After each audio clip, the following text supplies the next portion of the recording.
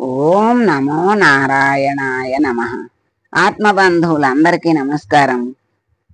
ఈరోజు 68వ భాగం తృణావర్తోపాఖ్యానం మనం తెలుసుకుందాం. వెనక ఒక గొప్ప మర్మం దాగి ఉంటుంది. ప్రతి పరమాత్మని యొక్క చర్యల్లో ప్రతి దాంట్లోనూ మర్మం, రహస్యం, అంతరార్థం దాగి ఉంటుంది. దాన్ని ఎవరు అర్థం చేసుకోగలుగుతారో వాళ్ళకి జీవితంలో ఒక పరిష్కారం లభిస్తుంది, ఒక ఉత్తమమైన దశా నిర్దేశం జరుగుతుంది. అటువైపుగా ప్రయాణించటం చేత వాళ్ళు మనుష్య జీవితంలో ఎక్కడికి చేరుకోవాలో చేరుకోవలసిన గమ్యాన్ని చేరుకుంటారు. ఏమిటి గమ్యం అంటే, మానవ జీవితానికి గమ్యం ఏంటంటే మోక్షమే. ఇక్కడ ఉన్నటువంటి పరమాత్మ లీలల్లో ఉన్నటువంటి మర్మాన్ని, రహస్యాన్ని తెలుసుకున్నటువంటి వాళ్ళు భగవంతుని దగ్గరకు వెళ్తారు. అదే మోక్షం.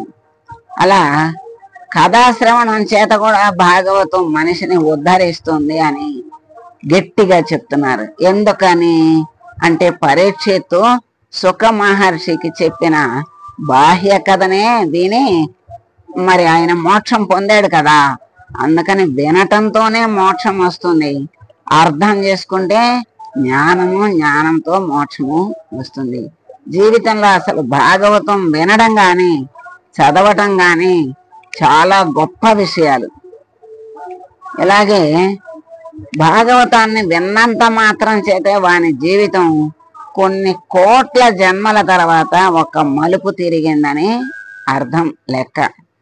ఒకరోజు మా ఇంట్లో షెల్ఫ్లో భాగవతం భాగాలు ఉన్నాయి, వరుసనే 22 భాగాలు. మరి ఆయన ఎక్కిరాల కృష్ణమాచార్యులు గారు రాసిన భాగవతం భాగాలు నాకు కట్టాము, ఒక్కోటి వస్తోంది. అలా చదువుతూ ఉన్నాం. 22 భాగాలు వచ్చినాయి. సత్సంగంలో 22 భాగాలు చదువుకున్నాం. ఆ పుస్తకాలు అక్కడ షెల్ఫ్లో పెట్టాం. అవి చూసిన వాళ్ళు కొంతమంది బాగా ఉంది అనుకుంటారు, కొంతమంది ఇన్ని భాగాలు అనుకున్నారు. బాగా తెలిసినటువంటి వాళ్ళు, భాగవతం చెప్పగలిగేటువంటి, అర్థం చెప్పగలిగేటువంటి జ్ఞానులు ఏమన్నారంటే, అబ్బా, ఈ భాగవతం ఇంట్లో ఇన్ని భాగాలు ఉండటమే ఒక యోగం అండి, ఒక భాగ్యం అండి. ఇన్ని భాగాలు భాగవతం చక్కగా ఉంది, అదే మీ అదృష్టం అండి అన్నారు. అంటే మనకు తెలియదు, అంటే ఇంట్లో పుస్తకం ఉంటేనే అంత భాగ్యం అని మనకు తెలియదు. అప్పుడు విన్నప్పుడు, ఓ భగవంతుడు ఎంత భాగ్యాన్ని మనకిచ్చాడన్నమాట అనిపించింది. కానీ భాగవతం చాలా అంతరార్థంగా చాలా బాగుండేది. మనకి తెలియని వయసులోనే దాన్ని చదువుకుని తెలుసుకున్నంత వరకు అలా తెలుసుకుంటూ ఉన్నాం. 22 పుస్తకాలు అన్నమాట. అది ఎంత చక్కగా దాన్ని రాశారు. దాన్ని నిజంగా చదివితే జన్మ ధన్యమే. అందుకే జన్మ మలుపు తిరిగిందని లెక్క అన్నారు చూసారా. అలాగే ఆ లెక్క మనకి తిరిగిందని కూడా తెలియనటువంటి మలుపు తిప్పుతాడనమాట పరమాత్మ. ఒక రోజున నందవ్రజంలో పక్కన రోహిణి ఉండగా యశోద సంతోషంగా కృష్ణ పరమాత్మని ఒళ్ళో కూర్చోబెట్టుకుని ఆనందంగా ఉంది. హఠాత్తుగా ఒళ్ళో ఉన్న కృష్ణుడు చాలా బరువైపోయినట్లుగా అనిపించాడు. పర్వత శిఖరం ఒడిలో పెట్టుకుంటే ఎలా ఉంటుందో అలా అనిపించింది. పిల్లవాడు ఎంత బరువుగా ఉన్నాడేంటి, ఇట్లా బరువు అయిపోతున్నాడేమిటి అనుకుని పిల్లవాడిని పక్కన దింపింది. అక్కడికి కంసుని తరపున ఒక రాక్షసుడు వచ్చాడు. అతని పేరు తృణావర్తుడు. అతడు పెద్ద సుడిగాలి రూపంలో వస్తున్నాడు. ఆ రావటంలో దుమ్ము పైకి లేచింది, ధూళి కన్నుల్లో పడింది. ఇంతకు పూర్వం ఎప్పుడు అసలు కష్టం అంటే ఏమిటో తెలియని శ్రీమన్నారాయణుని అవతారమైన చిన్ని కృష్ణుని కళ్ళల్లోకి ధూళి పడింది. అందరూ కళ్ళు మూసుకుని ఏమైందని చూసే లోపలే ఆ రాక్షసుడు చిత్రంగా కృష్ణ పరమాత్మని అపహరించుకుని తీసుకుపోయాడు. కేవలం కృష్ణుని సంహరించటమే ఆ రాక్షసుని లక్ష్యం. ఆవర్తనం అంటే త్రిప్పటం, అలా గిరగిరగిరా తిప్పుతూ, అంటే సుడిగాలి అనేది గిరగిరా తిరుగుతూ వస్తుంది కదా, ఆ తీసుకెళ్లిన కృష్ణుని కూడా గిరగిరా తిప్పుతున్నాడు ఆకాశంలోకి తీసుకుపోయి. ఆ పిల్లవాడిని చంపి క్రింద పడేయాలి అని ఆ రాక్షసుడు ఉద్దేశం. అయితే సుడిగాలి గుండ్రంగా తిరుగుతా ముందుకు నడుస్తోంది. గుండ్రంగా తిరుగుతూ కృష్ణుణ్ణి తనతో పాటు పైకెత్తుకుని వెళ్ళిపోయింది ఆ సుడిగాలి. రాక్షసుడు చిన్ని కృష్ణుని ఎత్తుకు తీసుకొని వెళ్ళిపోతున్నాడు. అలా ఎత్తుకు వెళ్ళిపోతున్నప్పుడు పిల్లలకి భయం వేసినట్లయితే వాళ్ళు కంఠాన్ని గట్టిగా పట్టుకుంటారు. రాక్షసుడు పైకి తీసుకెళ్తుంటే కృష్ణుడు ఏం చేశాడు, తన చిన్ని చేతులతో రాక్షసుడి కంఠాన్ని గట్టిగా పట్టుకున్నాడు. కళ్ళు మూసుకున్నాడు భయంతో అన్నట్లుగా. ఎవరూ చేయలేని పనిని తాను చేస్తున్నానని రాక్షసుడు సంతోషిస్తున్నాడు. ఎట్లయినా వాళ్ళు చంపలేదు, నేను చంపగలుగుతున్నానని రాక్షసుడు ఆనందంగా ఉన్నాడు. కృష్ణుడు నెమ్మదిగా బరువు పెరిగిపోవటం ప్రారంభించాడు. ఈ బరువుకి వాడు క్రింద పడిపోవటం మొదలుపెట్టాడు. ఎంత బరువుగా ఉన్నావేంటి, వదులు వదులు అని అరవటం ప్రారంభించాడు. పట్టుకుంటే వదలటం పరమాత్మకి ఉండదు. బాణం కొడితే త్రిపురాలు ఎలా పడిపోయాయో గట్టిగా కంఠాన్ని కౌగిలించుకుంటే పైనుంచి తృణావర్తుడు అలా క్రింద పడిపోతున్నాడు. పెద్ద రాళ్ల కుప్ప మీద పడిపోయాడు. అలా పడిపోవటం వలన రాక్షసుని శరీరం ముక్కలైపోయింది. కృష్ణుడు అలా పడిపోయిన రాక్షసుని శరీరం మీద పడుకుని మళ్ళీ ఏమీ తెలియని వాడిలాగా చక్కగా ఆడుకుంటూ అమ్మ కోసం చూస్తున్న వాడిలో దొంగ ఏడుపు ఏడుస్తూ పాకుతున్నాడు. తల్లి చూసింది. ఏమీ తెలియని వాడు, భక్తుడైన వాడు, పరమాత్మను నమ్ముకున్న వాడికి ప్రమాదం ముంచుకొచ్చేస్తే ఈశ్వరుడే ఏదో ఒక రూపంలో వచ్చి తన భక్తుణ్ణి తాను రక్షించుకుంటాడు. ఇక్కడే ఈ తృణావర్తోపాఖ్యానంలో యశోద రాక్షసుని కళేబరం మీద పడిపోయి ఉన్న చిన్ని కృష్ణుణ్ణి తీసుకుని భుజం మీద వేసుకుని ఒక విషయాన్ని విజ్ఞాపన చేసింది. ఈ పద్యం గృహస్థాశ్రమంలో ఉన్నవాళ్ళు ప్రత్యేకించి తెలుసుకోవలసిన పద్యం. గత జన్మంబులనేమి నోచితిమో, యాగ్రశ్రేణులేమేమి చేసితిమో, ఎవరికేమి పెట్టితిమో, ఏ చింతారతిం మృద్దు పుచ్చితమో, సత్యములేమి పల్కితిమో, ఏ సిద్ధ ప్రదేశంబు ద్రొక్కితిమో, ఇప్పుడు చూడగంటి మిచటం కృష్ణార్భకు నిర్భయున్. అంటే ఒక్కొక్కసారి పిల్లల్ని గండం తరుముకొచ్చేస్తూ ఉంటుంది.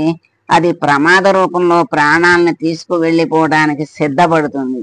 ప్రమాద రూపంలో మృత్యువు ప్రాణాన్ని తీసుకు వెళ్ళాలా కూడదా అని ఈశ్వరుడు పరీక్ష చేస్తాడు. పరీక్ష చేసి ఫలితాన్ని ఇవ్వాలి కదా. పిల్లలు ప్రమాదమునందు వెళ్ళిపోతూ ఉంటారు. వాళ్ళు దీర్ఘాయుష్మంతులు కాకుండానే వారికి అపమృత్యువు వచ్చేస్తుంది. అలా తీసుకెళ్లే ముందు పరమాత్మ తల్లిదండ్రుల ఖాతాను ఒకసారి చూస్తాడు. ఆ పిల్లవాడి గండం గట్టెక్కించడానికి తల్లిదండ్రులు చేసిన పుణ్య కార్యములు ఏమైనా ఉన్నాయా అని చూస్తాడు. స్త్రీలు నోచే ఒక్కొక్క నోము చూడటానికి చాలా చిన్నదిగా ఉన్నట్లుగా ఉంటుంది. ఫలితాలు ఆ నోము నోచిన వారిని కొన్ని కోట్ల జన్మలు కాపాడతాయి. సత్యం చెప్పడం చాలా కష్టం. సత్యాన్ని పలకాలి. మహాపురుషుల ఆశ్రమాలను దర్శించాలి. వారు ఆత్మజ్ఞానులే, ఈశ్వరునితో సమానమైన వారు. అలాగే భగవంతునికి పూజలు చేయాలి. గృహస్థాశ్రమంలో ఉన్నవాళ్ళు ప్రయత్నపూర్వకంగా ఇలాంటి పనులు చేసి తీరాలి. ఈ మాటలు చెప్పి తల్లి యశోద పిల్లవాడిని తీసుకుని పొంగిపోయి ముద్దులు పెట్టుకుని, నేను బ్రతికానురా, నువ్వు దొరికావు అంది. చిత్రం ఏమిటంటే ఎన్ని మాటలు ఎన్ని లీలలు జరుగుతున్నా యశోదకి మాత్రం తెలియదు. వీటన్నిటినీ చేస్తున్నవాడు కృష్ణ పరమాత్మని తెలియక్కర్లేదు. ఈ లీలలో అంతరార్థం ఏమిటి అంటే, తృణము అంటే గడ్డి పరక. దానికన్నా తేలికైంది ప్రపంచంలో ఏదీ లేదు, ఉండదు. ఆవర్తనం అంటే త్రిప్పటం. త్రిప్పేది ఏమిటి అంటే తృష్ణ. తృష్ణ అంటే కోరిక. తృష్ణకే తృణావర్తుడని పేరు అన్నారు. అంటే గడ్డి పరకలాగా ఉన్నది తృణమే. తృష్ణ అంటే కోరిక లాంటిది. అదే సుడిగాలిలాగా వచ్చి తిప్పేస్తుంది అన్నమాట జీవుణ్ణి. గృహస్థు పుణ్యం ఖర్చు అయిపోతుంటే మరల పుణ్యాన్ని సంపాదించుకుంటూ ఉండాలి. ప్రయత్నపూర్వకంగా మళ్ళీ పుణ్యం చేసుకుంటూ ఉండాలి. వచ్చే జన్మల యందు కూడా ఇది నిలబడుతుంది. ఒక్కొక్కరు చేసుకున్న పుణ్యం వలన అతడు పట్టిందల్లా బంగారం అవుతుంది. అంటే ఏది పట్టుకున్నా ఐశ్వర్యం అన్న కలిసి వస్తూ ఉంటుందన్నమాట. అదే బంగారం అంటారు. తృష్ణ యందు చిక్కుకోకూడదు. వచ్చిన దాని యందు తృప్తి లేక ఇంకా సంపాదించాలని అనుకున్నారంటే ఆ సంపాదనకి హద్దు ఉండదు. గృహస్థాశ్రమంలో ఉన్నవాళ్ళు కొంతవరకు దాచుకోవటం తప్పు కాదు. అది అర్థం లేని దాపరికమైతే అది తృష్ణగా మారుతుంది. దీని వలన ఆ శరీరంలోకి ఎందుకు వచ్చాడో మరిచిపోయి అలా తిరగటంలో డబ్బు సంపాదించి ఒకనాడు మరణిస్తాడు. ఇలా సంపాదించటంలో వానికి గల పుణ్యమంతా వ్యయమైపోతుంది. ఉత్తర జన్మల్లో దరిద్రాన్ని అనుభవించవలసి వస్తుంది. అందుకని 100 రూపాయలు సంపాదించుకున్నట్లయితే అందులో కనీసం 5 రూపాయలు పుణ్యం కోసం ఖర్చు పెట్టి తీరాలి. మరి ఉత్తర జన్మకు పుణ్యం అవసరం కదా. ఆ పుణ్యం ఉంటేనే కదా మళ్ళీ పుణ్య సుఖాలు భోగాలు ఆనందం వచ్చేది. అందుకని ఈ 5 రూపాయలు మీ పుణ్యం ఖాతాలో జమ చేయబడుతుంది. దీని వలన ఉత్తర జన్మలో అన్న వస్త్రాలకు లోటు లేకుండా సంతోషంగా బ్రతకగలుగుతారు. ద్రవ్యాన్ని సంపాదించటం ఎంత అవసరమో అంత జాగ్రత్తగా ఖర్చు పెట్టడం తెలియాలి. అది తెలియకపోతే మనిషి పాడైపోతాడు. తృష్ణకు లొంగకుండా డబ్బు సంపాదించాలి. తృప్తి వస్తే తృష్ణ ఆగిపోతుంది. తృప్తి లేకపోతే లోపల తృష్ణ రగులుతూ ఉంటుంది. ప్రయత్నపూర్వకంగా మీరు వెనక్కి తిరిగి చూసి ఒక వయస్సు వచ్చిన తర్వాత కొన్నిటికి చెక్ పెట్టకపోతే తృష్ణ అనేది అలా కాలుస్తూనే ఉంటుంది. ఇప్పుడు బాధ్యతలు ఉన్నంత వరకు సంపాదించి బాధ్యతలు తీరిన తర్వాత ప్రశాంతంగా భగవంతుని స్మరించాలి. ఆ భగవంతుని కోసం కనీసం ఆ చివరి ఘడియలైనా ఆయన కోసం, అంటే ఆయన కోసం అంటే ఆయన కోసం కాదు, మన కోసం మనం బ్రతకాలి. మన కోసం మనం బ్రతకాలంటే భగవంతుని ఆశ్రయించాలి. మరి పుణ్యం చేస్తేనే మరీ జన్మ అంటూ ఉంటే ఆ జన్మలో తినటానికి ఉండటానికి లోటు లేకుండా బ్రతకగలుగుతాం. అందుకని పుణ్యం చేస్తూ ఉండాలి. మళ్ళీ జ్ఞానాన్ని సంపాదించుకుని మోక్షం కోసం ప్రయత్నిస్తూ ఉండాలి. మోక్షం వస్తే జన్మ ఉండదు, ఇంకా ఏ సమస్య ఉండదు. మళ్ళీ జన్మ అంటూ ఉంది అంటే మనం సుఖంగా బ్రతకాలి అంటే ఇప్పుడు మంచి కార్యాలు చెయ్యాలి. ఒకరికి సహాయం చేయటం, మనకి ఏది ఉంటే దాన్ని పంచటం అనేది చెయ్యాలి. తృణావర్తుడు సుడిగాలి రూపంలో వచ్చి మొత్తం నందవ్రజ ప్రజలందరి కళ్ళు మూసేశాడు. తృష్ణకు లొంగితే గడ్డి పరకం చేసి తిప్పేస్తుంది. నందవ్రజ ప్రజలందరూ కృష్ణ కృష్ణ అని ఏడ్చారు. కృష్ణుడు తృణావర్తుని చంపాడు. చంపి తానే వాళ్ళకి దక్కాడు. వాళ్ళు దక్కించుకున్నారా, తాను దక్కాడా అంటే తానే దక్కాడు. భగవంతుని నామం చెప్పటం వల్ల ఆయనే వాళ్ళకి దక్కాడు. అందుకని భగవంతుని నామం చెప్పటం మొదలు పెడితే అదే భగవంతుణ్ణి మీ దగ్గరకు తీసుకొస్తుంది. అంటే భగవంతుడి దగ్గరకు వెళ్ళాలి అనుకుంటున్నాం కదా, కాదు, భగవంతుడే మన దగ్గరకు వస్తాడు అని ఇక్కడ మనకి చెప్తున్నారు. మీ బుద్ధిని మార్చి మిమ్మల్ని సక్రమమైన మార్గంలోకి తిప్పేస్తుంది. అలా తిప్పి ఏది గెలవలేక జీవితం పాడైపోతుందో దానిని గెలవగలిగిన మార్గాన్ని ఈశ్వరుడు ఇచ్చేస్తాడు. ఎప్పుడైతే ఆయన్ని ఆశ్రయించామో ఆయన అప్పుడు మంచిని పొందేటువంటి శక్తిని ఇస్తాడు, చెడుని తొలగిస్తాడు. అప్పుడు తృప్తి అనేది లభిస్తుంది. ఆ తృప్తి కలవాడే చక్రవర్తి కంటే కూడా గొప్పవాడు. తరించటానికి ఏమిటి మార్గం అంటే తృప్తి, భగవంతుని నామం. రూపం పట్టుకుంటే చాలని తృణావర్తోపాఖ్యానం ద్వారా మనకి తెలుస్తుంది. ఇంత చక్కని తృణావర్తోపాఖ్యానం ద్వారా మనకి ఎంతో జ్ఞానాన్ని, మనకి ఎంతో చక్కని ఆనందాన్ని, ఏది పట్టుకోవాలో, ఎలా పట్టుకుంటే ఏమి లభిస్తుందో మరి మనకి చక్కగా వివరంగా తెలియజేశాడు కృష్ణ పరమాత్మ. అటువంటి కృష్ణ పరమాత్మకు నమస్కారం చేసుకుందాం. సర్వం శ్రీకృష్ణార్పణమస్తు. సర్వే జనా సుఖినో భవంతు.